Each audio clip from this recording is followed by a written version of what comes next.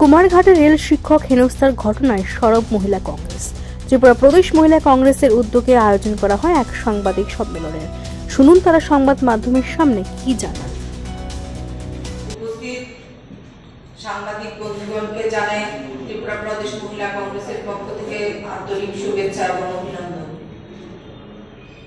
আজকে সাংবাদিক সম্মেলনে উপস্থিত আছেন আমাদের প্রদেশ কংগ্রেসের মুখপাত্র শ্রী প্রবীর চক্রবর্তী মহাশয়, উপস্থিত আছেন প্রদেশ মহিলা কংগ্রেসের সহসভানেত্রী দল তথা রত্না সিনহাজি এবং সুভদ্রা চক্রবর্তী, প্রদেশ মহিলা কংগ্রেসের সাধারণ সম্পাদিকা শ্রীমতী শ্রেয়সী লস্কর। আমরা এই সাংবাদিক সম্মেলন আহত করার মূল উদ্দেশ্য হলো, আপনারা গতকালকে আমি একটা আপনাদের সংবাদ মাধ্যমের থেকেই আমি জানতে পারি যে আমাদের মহিলা কংগ্রেসের নেত্রীরা নাকি এক শিক্ষককে হেনস্থা করেছেন।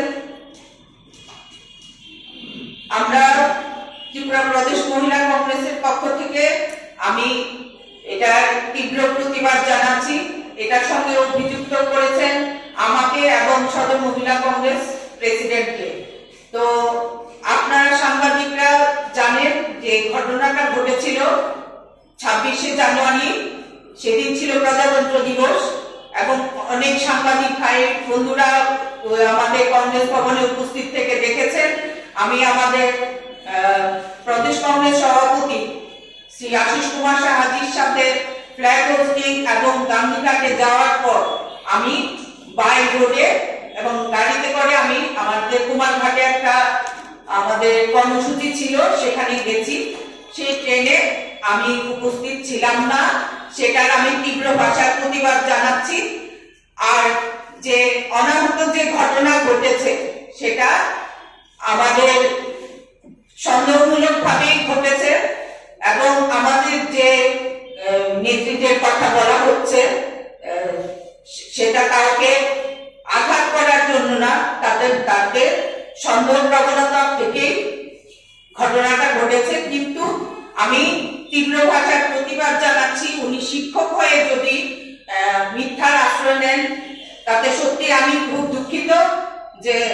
যে ঘটনাতে ছিল না তাদের নাম জড়ানোর একটা ষড়যন্ত্র কে বা কারা করেছে আমি জানি না, কিন্তু আমি সংবাদ মাধ্যম থেকে জানতে পেরেছি। তার জন্য আমি প্রতিবাদ জানাচ্ছি এবং ঘটনা যেটা ঘটেছে সেটার জন্য ত্রিপুরা প্রদেশ মহিলা কংগ্রেস দুঃখ প্রকাশ করছে যে দিনকে দিন এখানে যে ঘটনা ঘটছে তার থেকেই সন্দেহটা সৃষ্টি হয়েছে।